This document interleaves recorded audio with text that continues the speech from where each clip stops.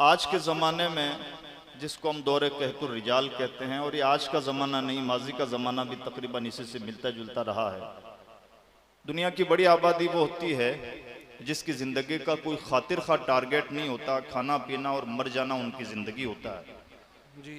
लेकिन इस भीड़ में कुछ लोग ऐसे निकलते हैं जिन्हें अल्लाह चुन लेता है, उन्हें स्पेशल ताकत अता फरमाता है, स्पेशल सलाहियतों से नवाजता है, उनके लिए माहौल ऐसा बनता है कि वो कर सकें जो उन्हें करना चाहिए।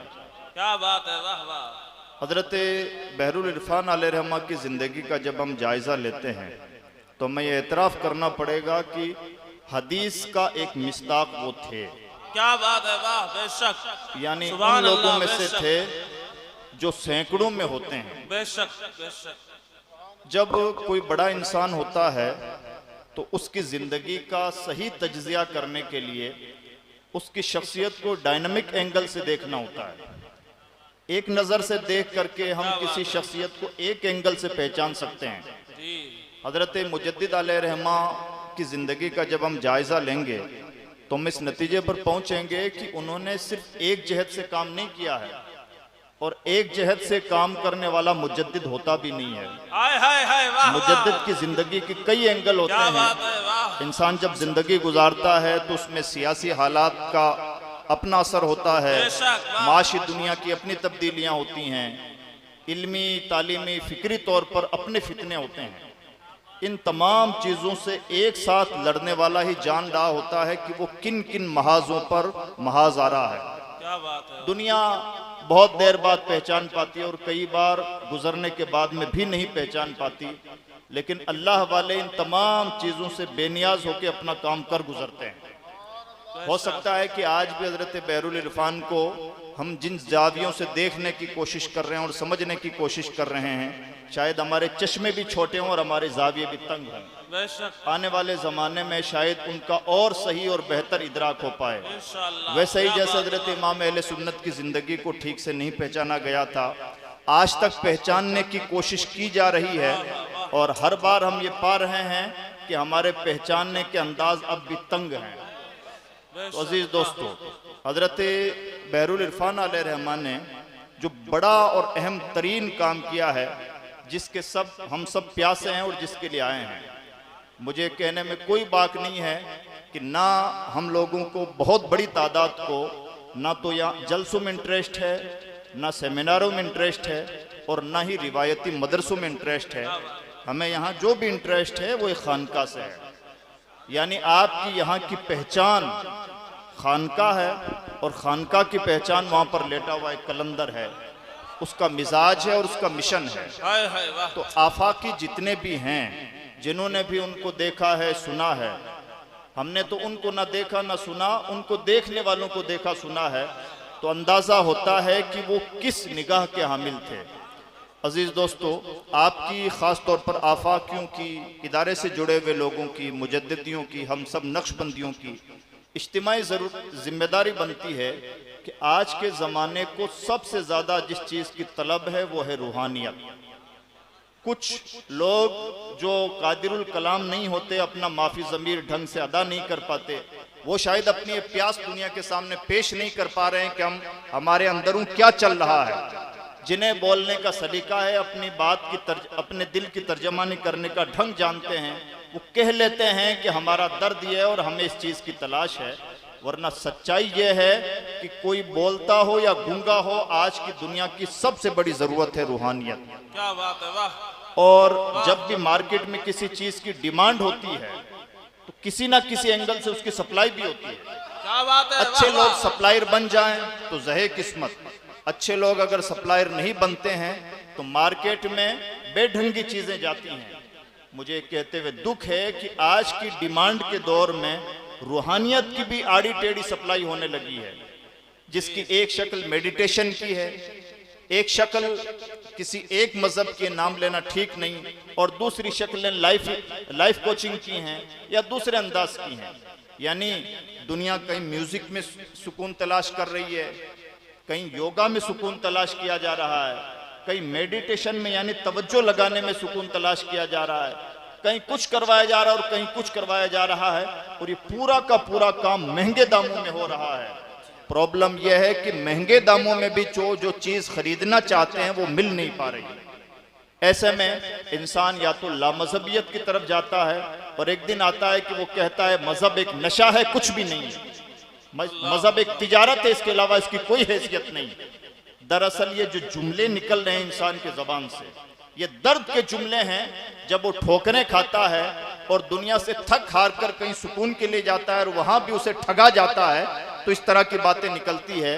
हमें ये मानना चाहिए कुछ तो मजबूरियां रही होंगी, यूं ही कोई बेवफा नहीं होता। अगर किसी की जबान से जुमले निकल रहे हैं, दुनिया इल्हाद और बेजारी, मजहब बेजारी के रास्ते पे जा रही है, तो हमें उस दुनिया के दर्द को भी पर्दे के पीछे से जाके समझने की जरूरत है। और वो दर्द दरअसल है रूहानियत की तलब। प्रॉब्लम यह है कि रूहानियत के जैसे सच्चे सिपाही होने चाहिए थे, नहीं है, और जहां हैं वहां से अब हमारी जिम्मेदारी बनती है कि हम इसको बड़े अंदाज में और जदीद तकाज़ों के मुताबिक दुनिया के सामने पेश करने की कोशिश करें। यह आपका होमवर्क भी है, आपकी जिम्मेदारी भी है, अखलाकी जिम्मेदारी भी है, दीनी जिम्मेदारी भी है और दावती जिम्मेदारी भी है। इस जिम्मेदारी को हमें महसूस करना होगा। 4 साल का अरसा गुजर गया। 4 साल का टाइम देखने में छोटा टाइम हो सकता है, लेकिन आज के तकनीकी युग में छोटा टाइम नहीं है।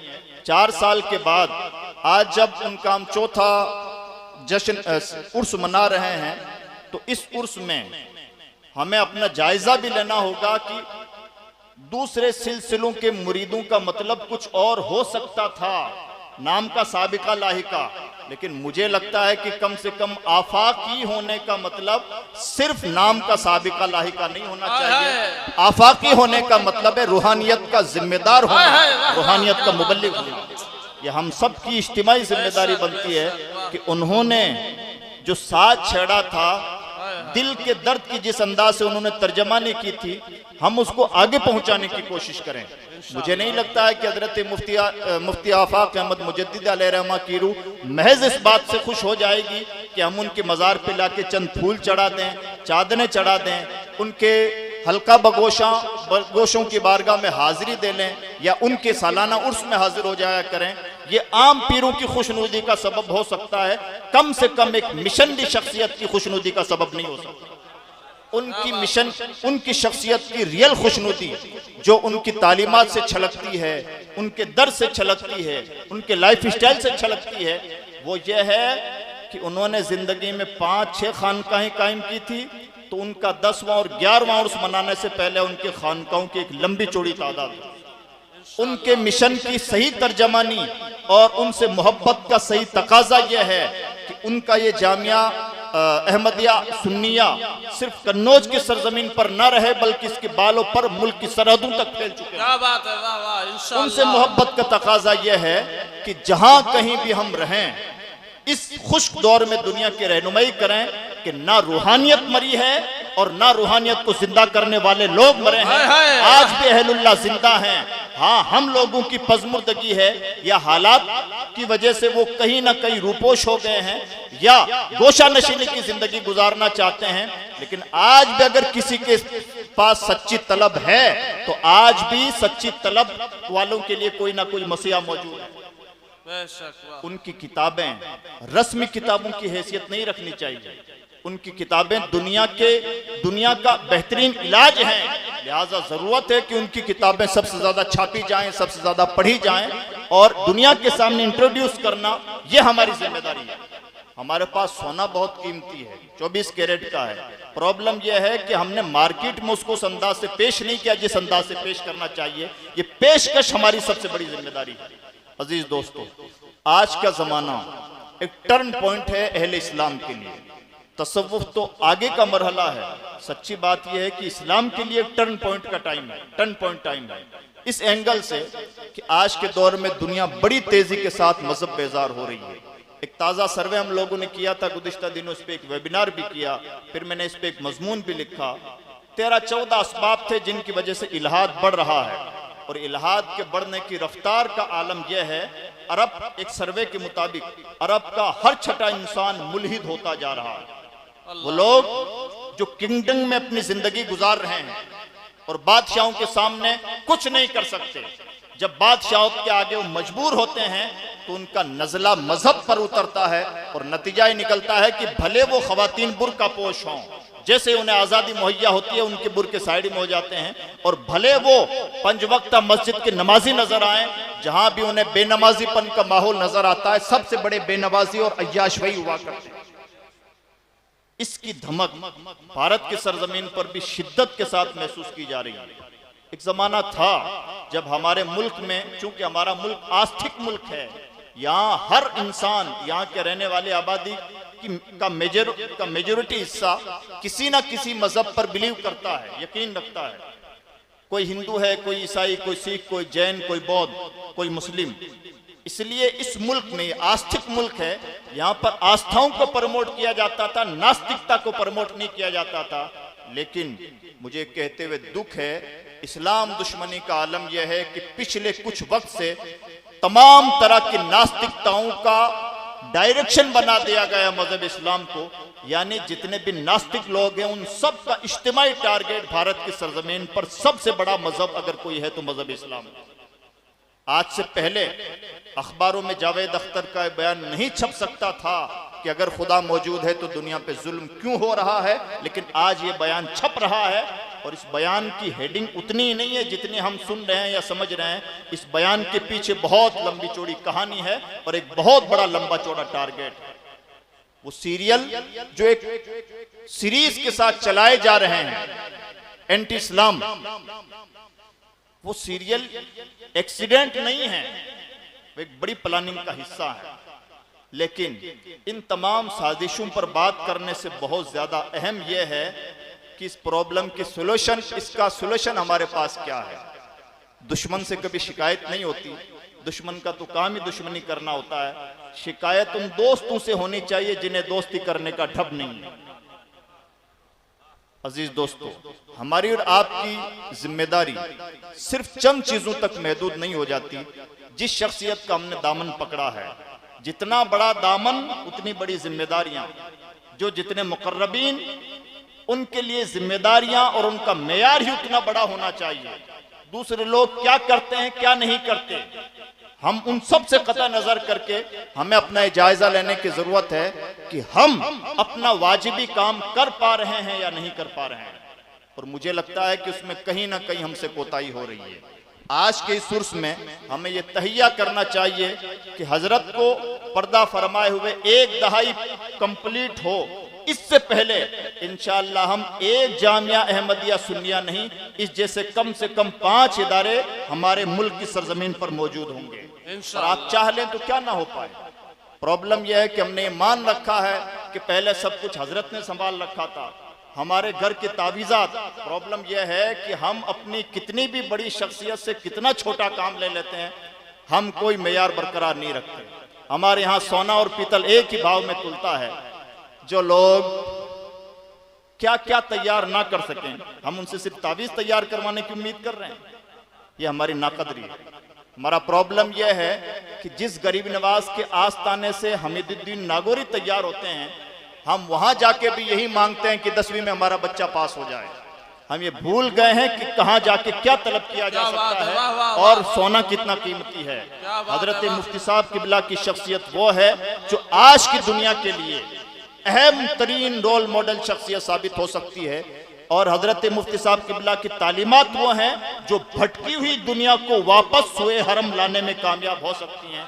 शर्त यह है कि दुनिया को उन तालीमात से आगाह करना हमारी जिम्मेदारी है। हम ये कतन ना माने कि हजरत मौलाना अहमद सईद साहब किबला और हजरत मौलाना अहमद बरकत अहमद साहब, मुफ्ती आसिफ साहब और ये उलमाए किराम, इन्हीं की जिम्मेदारी है कि यही हॉस्पिटल बनाए। हमारे हजरत का ख्वाब था कि इस तरह की कोचिंग होनी चाहिए, इनकी जिम्मेदारी है कि कोचिंग तामीर करें। हम और आप किस लिए हैं? क्या सिर्फ उनसे तावीज़ लेने के लिए थे या सिर्फ दुआओं की गुजारिशें करने के लिए थे? आपने भूले बसरे में कोई दामन पकड़ा हो या शऊर के साथ दामन बहुत बड़ा पकड़ा है तो जिम्मेदारियां भी बहुत बड़ी हैं। हर शख्स अपने आप में यह अहद करे कि आफाकी जहां रहेगा एक अंजुमन बन के रहेगा। इंशाअल्लाह। उस अंजुमन की शक्ल चाहे मिल्लत के लिए हॉस्पिटलों की तामीर करना हो, तालीम गाहों की तामीर करना हो, खानकाहों की तामीर करना हो या दीनी दानिशगाहों की तामीर करना हो, आप और हमारी फिक्र में जितने काम आ सकते हैं ऑलरेडी मुफ्ती साहब के मिशन का हिस्सा थे। हमें सोचने की जरूरत नहीं है कि हम ये काम करके उनकी खुशनुदी हासिल कर सकते हैं या नहीं कर सकते हैं। जब मुफक्किर इतना बड़ा मिला हो, दर्दमंद इतना बड़ा मिला हो, तो हमें भी दर्दमंदी का मुजाहरा करने में कोई बुखल नहीं करना चाहिए। मैं उम्मीद करता हूं कि इंशाअल्लाह हम उनकी शख्सियत को उनके चेहरे से ज्यादा उनके मिशन से पहचानने की कोशिश करेंगे। अल्लाह तौफीक अता फरमाए। ला इलाहा इल्लल्लाह मुहम्मदुर रसूलुल्लाह। अस्सलामु अलैकुम व रहमतुल्लाहि व बरकातुहू।